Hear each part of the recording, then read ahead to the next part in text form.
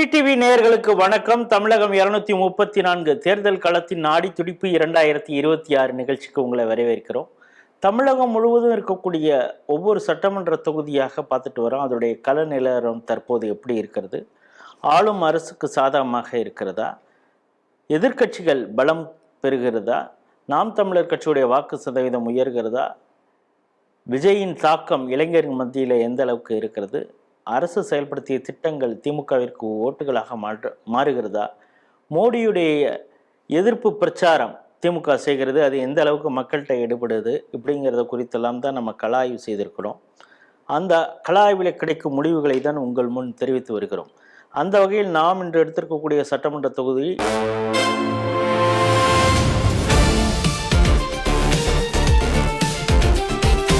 தூத்துக்குடி மாவட்டத்தில் இருக்கக்கூடிய திருச்செந்தூர் மிக முக்கியமான சட்டமன்ற தொகுதி.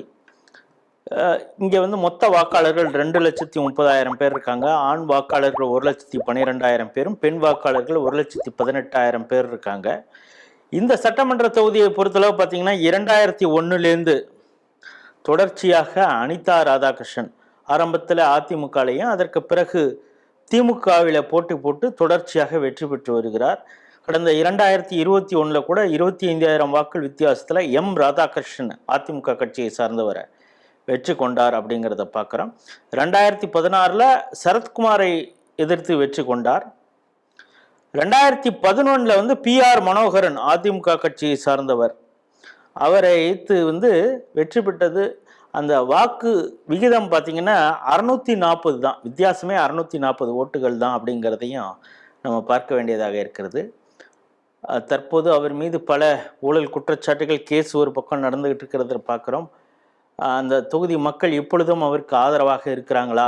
ஏன்னா இவ்வளவு வருஷமாக தொடர்ச்சியாக சட்டமன்ற உறுப்பினராக இருக்கிறார்.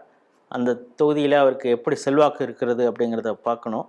ஏன்னா மீண்டும் அவர்தான் போட்டிக்கு போடுகிறார் திமுக சார்பாக. பாஜக சார்பாக KRM ராதாகிருஷ்ணன் அப்படிங்கிறவரை நிறுத்தியிருக்காங்க. அதாவது NDA கூட்டணியில் பாஜகவிற்கு இந்த தொகுதி ஒதுக்கப்பட்டு இருக்கிறது. நாம் தமிழர் கட்சியிலிருந்து ஒபிலியா அப்படின்னும், தாவேகா கட்சியிலிருந்து K முருகன் அப்படிங்கிறவங்களும் போட்டி போடுறாங்க. தற்போது களம் யாருக்கு சாதகம் அப்படிங்கிறத கள ஆய்வில் ஈடுபட்டு இருக்கக்கூடிய பாலசுப்ரமணியம் அவர்களிடம் கேட்டு பெறுவோம். வணக்கம். வணக்கம் அண்ணா. திருச்செந்தூர் முழுக்க நீங்கள் சுற்றுப்பயணம் மேற்கொண்டிருப்பீங்க. கள ஆய்வில் எந்தெந்த பகுதிகளை நீங்கள் கள ஆய்வுக்கு தேர்ந்தெடுத்தீங்க? திருச்செந்தூர் நகராட்சி, திருச்செந்தூர் டவுன். அதுக்கடுத்து ஆறுமணகரி, உடன்குடி, ஆத்தூர், கணம், தென் திருப்பேரை, ஆழ்வார் திருநகரி, காயல்பட்டினம், சேர்ந்தமங்கலம், புன்னக்காயல், நாலுமாவடி, நல்லூர், பள்ளிப்பத்து, குலசேகரப்பட்டினம், மணப்பாடு மற்றும் சின்ன குக்கிராமங்கள் நிறைய இருக்குங்க. ஒரு பக்கம் முருகன் திருச்செந்தூரையும் பார்த்துருக்கீங்க, நாலுமாவடி பங்காளி ஏரியாவையும் போய் பார்த்துருக்கீங்க. ஆமா, கிறிஸ்துவையும் பார்த்தாச்சு, முஸ்லீமும் பார்த்தாச்சு, இந்துவையும் பார்த்தாச்சு. அனிதா ராதாகிருஷ்ணன் அப்படின்னு எடுத்துக்கிட்டோம்னா அவருடைய செல்வாக்கு 2001 இருந்திருக்கு. 2001 இருந்து இப்போ வரைக்கும் தொடர்ந்து 25 வருஷமா அவர் தொடர்ந்து அதே இடத்துல அந்த தொகுதியில எம்எல்ஏவா பயணிச்சுட்டு அமைச்சராகவும் வந்திருக்காரு, எம்எல்ஏவா இருக்காரு. 2001, 2006 அதிமுக மூலியமா எம்எல்ஏவா இருந்திருக்காப்ல. அதுக்கடுத்து திமுக 2011 திமுக வந்திருக்காரு. 2011, 2016, 2021 3 டைமும் தொடர்ந்து திமுக மூலியமா வெற்றி பெற்றிருக்காரு. அதிமுக 2, திமுக 3, மொத்தம் 5 டைம் அவர் வெற்றி பெற்றிருக்காரு. அதுல பாஜகன்னு பார்த்தாச்சுன்னா 2001 பாஜக அங்க நின்றுருக்கு. அப்ப AM ராஜா கண்ணன் அப்படிங்கிறவர் முன்னாள் வர்த்தக பிரிவோட மாநில தலைவர், அவர் போட்டி போட்டு வந்திருக்காரு. அவர் 2ஆம் இடத்துக்கு வந்திருக்காப்புல. 2ஆம் இடத்துக்கு 7,000 ஓட்டு வாங்கியிருக்காரு பிஜேபியில. வாங்கியது அது ஒரு குறிப்பிட்டு சொல்லலாம். அதை நீங்கள் சொல்வது போல 5 முறை வெற்றி பெற்றிருக்கிறார் அனிதா ராதாகிருஷ்ணன். இப்போ இந்த பல்வேறு பகுதிகள் நீங்கள் சொல்லுவீங்க, இந்த பகுதிகளெல்லாம் கள ஆய்வு செஞ்சீங்க. இங்கெல்லாம் எந்தெந்த சமுதாயம் அடர்த்தியாக இருக்கிறாங்க?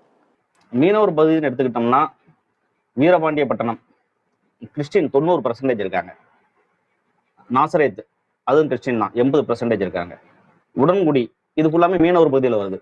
உடன்குடி அங்க கிறிஸ்டின் இருக்காங்க, இந்துவும் சரிசமமா இருக்காங்க உடன்குடியில மட்டும். இந்துக்கள்னு எடுத்துக்கிட்டாச்சுன்னா திருச்செந்தூர், ஆறுமணேரி, சாத்தாங்குளம் அருகில் உள்ள கிராம பகுதி ஃபுல்லாமே ஒரு 80% இந்துக்கள் இருக்காங்க. முஸ்லீம்னு எடுத்துக்கிட்டாச்சுன்னா காயல்பட்டினம், புன்னைக்காயல் ஃபுல்லாவே ஒரு 80% முஸ்லீம் தான். அதுல இந்துக்கள் கொஞ்சம் கொஞ்சம் இருக்காங்க. அதுல நாசரேத்துலையும் கிறிஸ்டின் இருக்காங்க, முஸ்லீம் இருக்காங்க, இந்துக்கள் இருக்காங்க. வேற இங்க பட்டியல் சமூகம், தேவர் இவங்கெல்லாம் இந்த பகுதியில இருக்காங்க.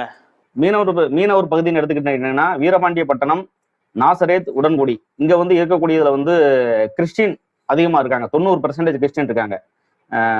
உடன்குடியில மட்டும் இந்துக்களும் கிறிஸ்டின் சேர்ந்து இருக்காங்க, நிபுணராக இருக்காங்க.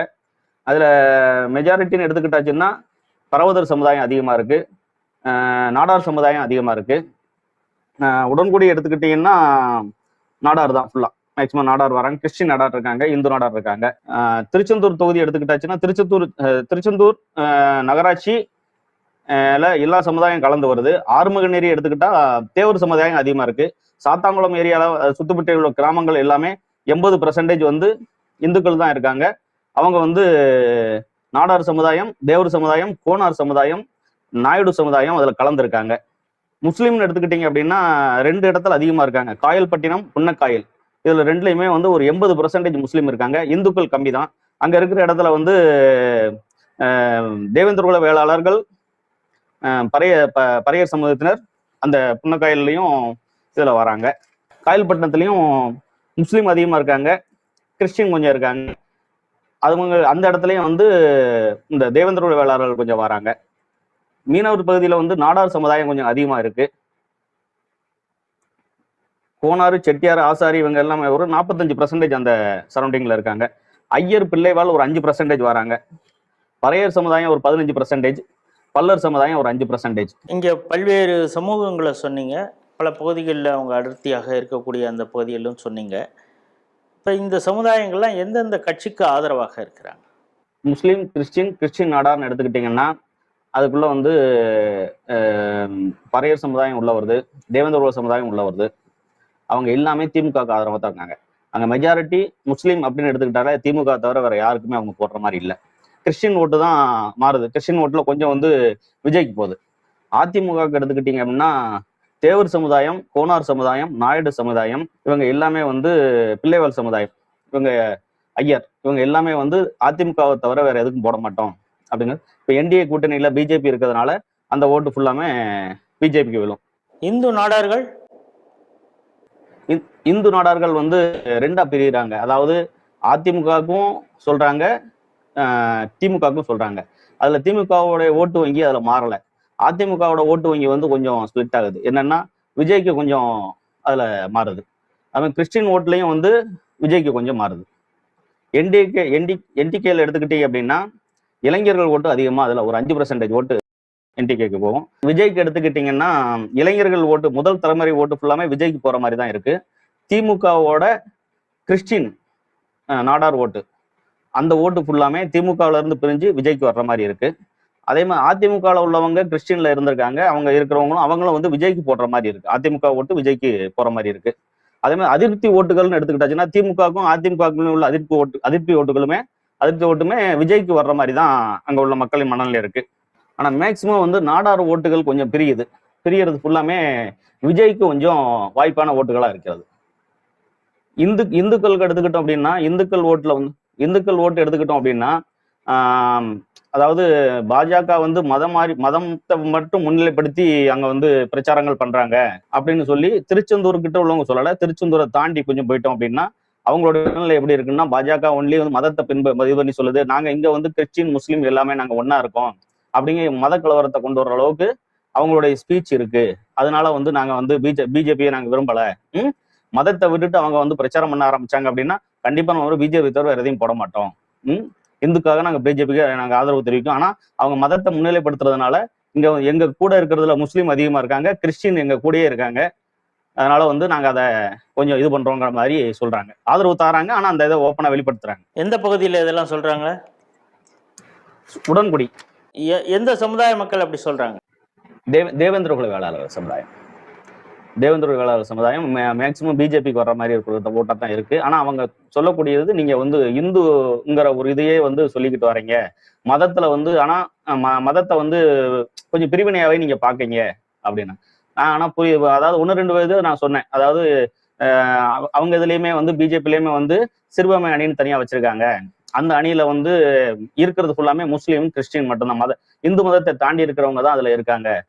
அதனால உங்களுக்கு அந்த ஒன்று ரெண்டு இது வந்து மக்கள் மத்தியில இருந்து நீங்க கரெக்டா அதை உங்களுக்கு சென்றடையலன்னு நினைக்கேன் அப்படிங்கிறத ஒன்று சொன்னேன்.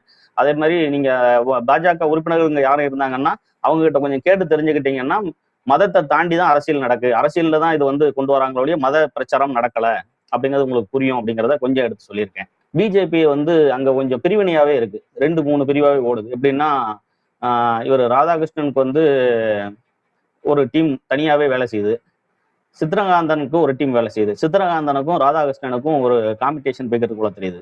அவர் டைரக்டா ராதாகிருஷ்ணன் எதுனாலும் போறாரு, அதாவது மாவட்டத்தை மீறி செயல்படுறாரு, எங்ககிட்ட எதுவுமே கேட்கறது இல்ல அப்படிங்கிற ஒரு இது இருக்கிறதுனால நிர்வாகிகள் அவர்கிட்ட சப்போர்ட் பண்ணல. அவர் தனி ஆட்களை வச்சுதான் டீம் ஃபார்ம் பண்ணிக்கிட்டு இருக்காரு. இப்போ இந்த சட்டமன்ற தொகுதியை பொறுத்தளவு நீங்கள் கிறிஸ்துவர்கள் இருக்கிறது சொன்னீங்க, முஸ்லீம்கள் கன்சால்டேட்டாக இருக்கிறது சொன்னீங்க. இப்போ இந்த பகுதியில் தூத்துக்குடி மாவட்டத்தில் அங்கங்கே ஐயா வைகுண்டர் பதி அவங்களுடைய இதுவும் நிறையா இருக்குது இல்லையா?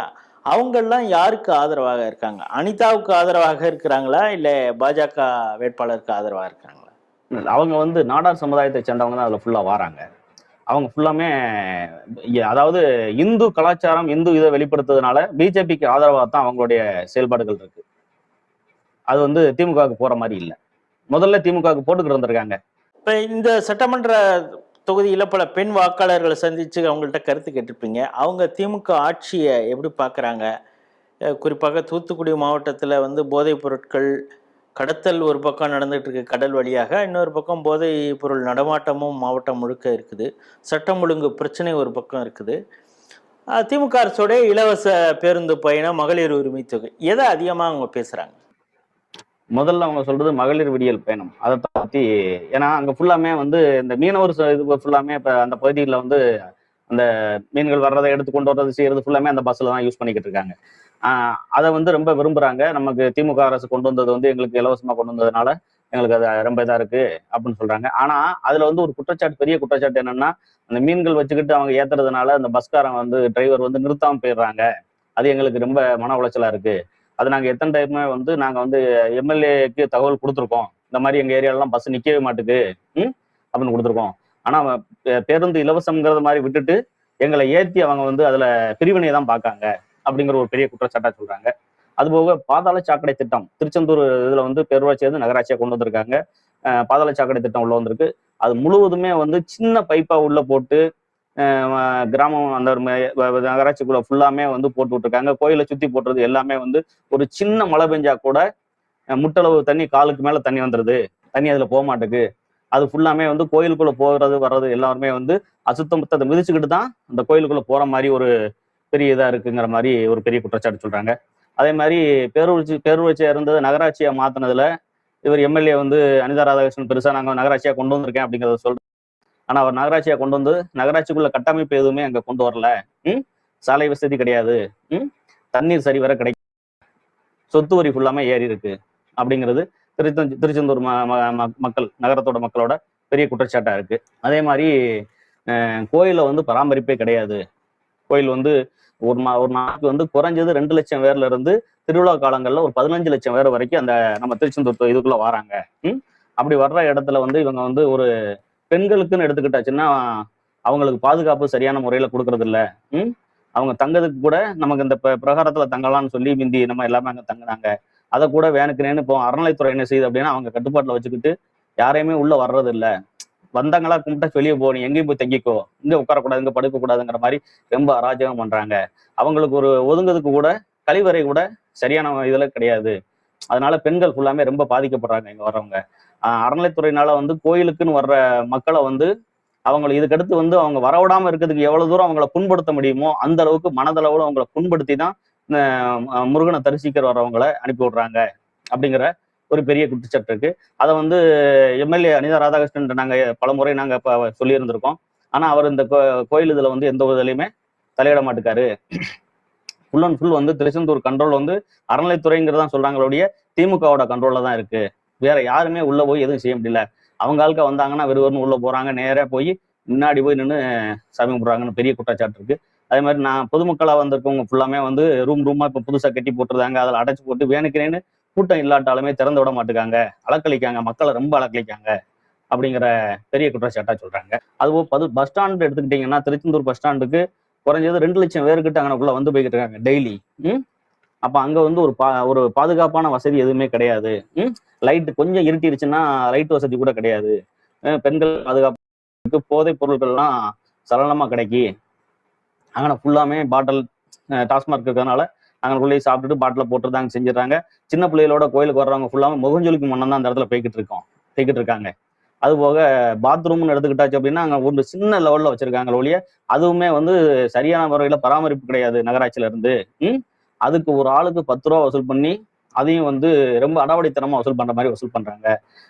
அது உள்ள போய் வர முடியாத சுச்சுவேஷன்ல அந்த பஸ் ஸ்டாண்டை சுத்தி எல்லாமே என்ன ஆறாங்க அப்படின்னா கூட்ட நெரிசல்ல அதை யூஸ் பண்ண முடியாம பப்ளிக்ல யூஸ் பண்ணி ரொம்ப அசுத்தமாகுது.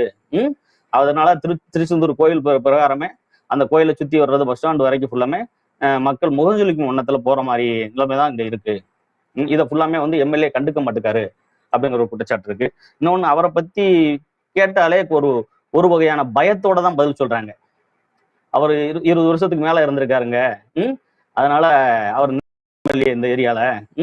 அதனால அவரை பத்தி கேட்காதீங்க, வேற எதுனாலும் கேளுங்க, அவரை பத்தி நாங்க சொல்ல மாட்டோம் அப்படிங்கிற ஒரு அவங்களுடைய மனதுல அவங்களுடைய முகத்தை பார்க்கும் போதே தெரியுது, ஒரு பயம் இருக்கிறது தெரியுது. இப்போ நீங்கள் சொல்லும் பொழுது இந்த கோயில் சம்பந்தமாக பல விஷயங்கள் சொன்னீங்க. இப்போ அங்கே வந்து சூரசம்ஹார விழாவாக இருக்கட்டும், இப்போ காவடி எடுத்துகிட்டு வரவங்கள அந்த காவடியோடு உள்ளே போக முடியாத அளவுக்கு பண்ணுறாங்க அப்படிங்கிற ஒரு வெளியூர்லேருந்து வர பக்தர்களுக்கு பல இன்னல்கள் அங்கே ஏற்படுது அப்படிங்கிறத பார்க்குறோம். நீங்கள் சொன்ன மாதிரி அங்கே வெளியூர் பக்தர்கள் தங்கக்கூட முடியல அப்படிங்கிறது.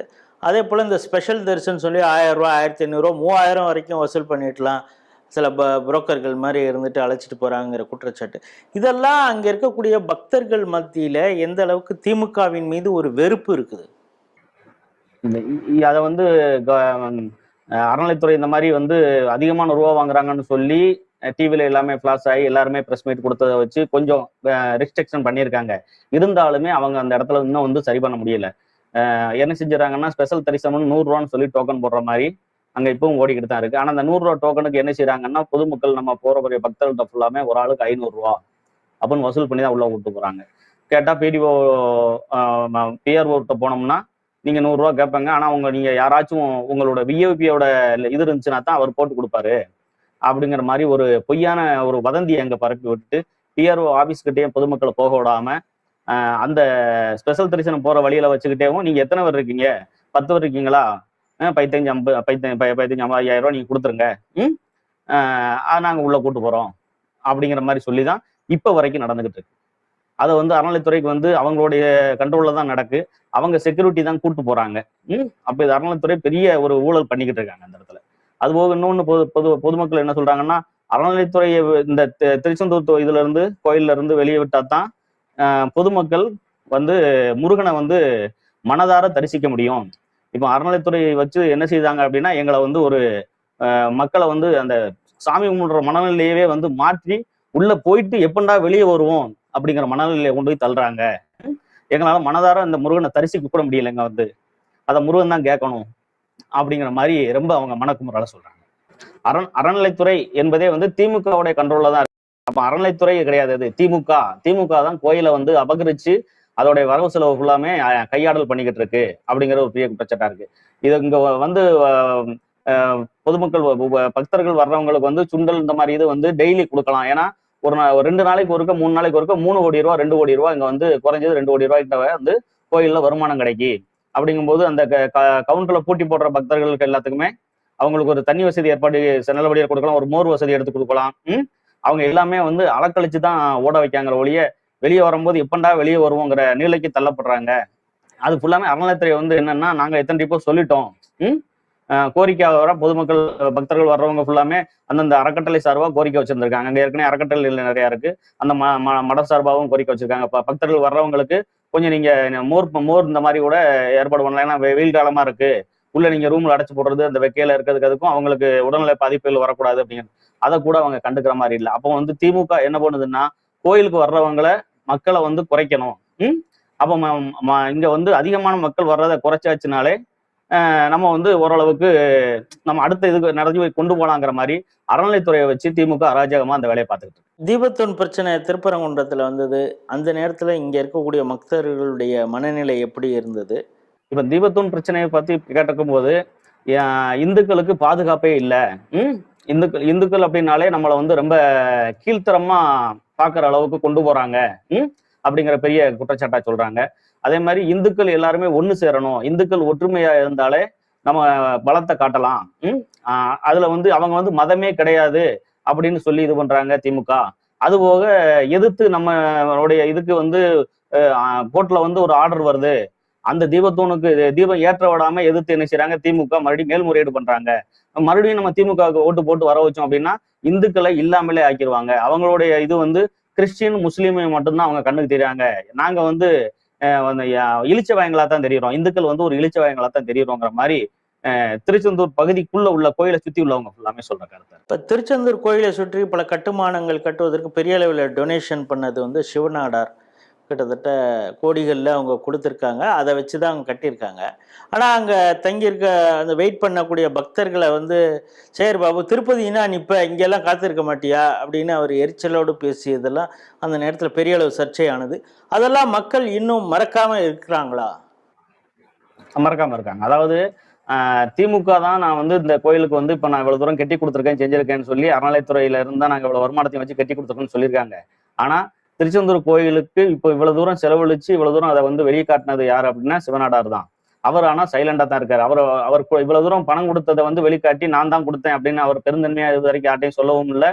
இந்த கோயிலுக்குள்ள வந்து அவ்வளவு பெருசா நான் தான் இவ்வளவு தூரம் உங்களுக்கு இந்த மடம் இதெல்லாம் கட்டி கொடுத்துருக்கேன் அப்படின்னு கும்பாபிஷேகம் பண்ண வைக்கிறவங்களுக்கு நான் தான் பண்ணி கொடுத்துருக்கேங்கிறத அவர் வெளிப்படுத்தல. ஆனா அது எல்லாமே திமுக என்ன செய்யுது, நான் தான் செஞ்சேன்னு ஒரு ஸ்டிக்கரை ஒட்டி திருச்செந்தூரை பிம்பத்தை வெளியே காட்டிக்கிட்டு இருக்காங்க ஒழிய அவங்க இந்த இதுக்கு இந்த அறநிலைத்துறையில இருந்தோ திமுகவோ எதுவுமே இது செய்யலை அப்படிங்கிறத குற்றச்சாட்டை சொல்றாங்க. இப்போ இந்த சட்டமன்ற தொகுதி அனிதா ராதாகிருஷ்ணன் நீங்கள் சொன்னவர் 25 ஆண்டு காலமாக இருக்கிறாரு.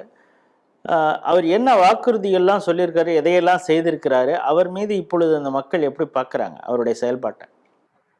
இல்லை, அவர் வாக்குறுதின்னு பெரிய லெவலில் கொடுத்ததை யாருமே மக்கள் வந்து மனசுல ஏற்றுக்கலை. ஏன்னா 25 வருஷமா இருக்காரு, அவ்வளோதான். அவர் என்ன வாக்குறுதி கொடுத்தாருன்னு கேட்டு நாங்கள் எத்தனை இப்போ வீடியோவில் கேட்டிருக்கேன். அவர் வாக்குறுதி கொடுத்ததை ஒரு மக்கள் ஒருத்தர் மனசுலையும் இல்லை. அவர் தொடர்ந்து வருவாருங்க, இப்போ விட்டாலும் திருப்பியும் அவர் தான் வரப்போறாரு.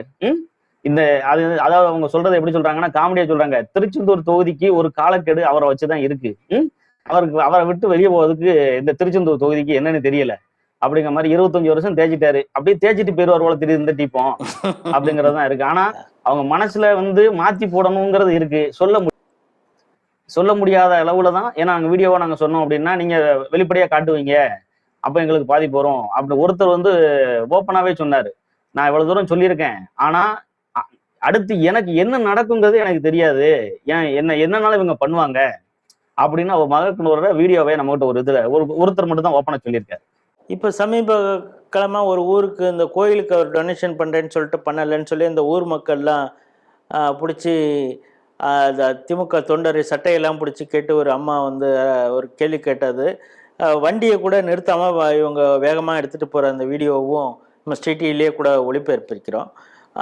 இப்போ அது தேர்தல் பிரச்சாரத்தை தான் நடந்திருக்கு. அது எந்த ஊரில் நடந்தது, எதனால் அப்படி அவர் தெரிச்சு ஓடுறாரு, அப்படியே அனிதா அங்கே நிறுத்தாமலே ஓடுறாரு? நம்ம உடன்குடி பக்கத்துல இருந்தது கிராமம். அந்த கிராமத்துல நினைச்சுக்கா இவர் கோயிலுக்கு வந்து அவரு வாக்குறுதியா கொடுத்து போயிருக்காரு, நான் அடுத்து வர்ற எம்எல்ஏ வரும்போது உங்களுக்கு இந்த கோயிலுக்கு நான் இவ்வளவு பண்ணித்தரேன் அப்படிங்கிறத சொல்லியிருந்திருக்கேன், கோயிலை எடுத்து கட்டித்தரேன்னு சொல்லியிருந்திருக்காரு.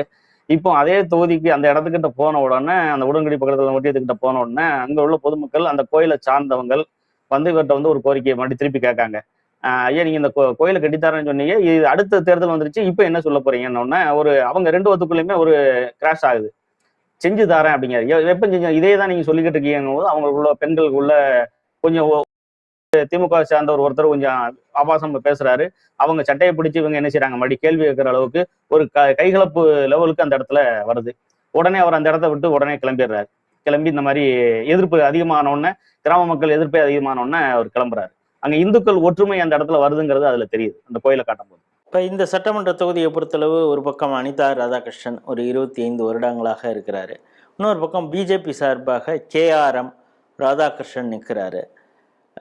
கடந்த தேர்தல்களில் அதிமுகலேருந்து மாறி மாறி நின்றுருக்காங்க. அதில் வந்து ரொம்ப டஃப் ஃபைட்டு கொடுத்தது பிஆர் மனோகரன். 2011 640 வாக்கு வித்தியாசத்தில் தான் அனிதா அப்பொழுது ஜெயிச்சிருக்காரு. 2016 சரத்குமார் நின்றுருக்காரு.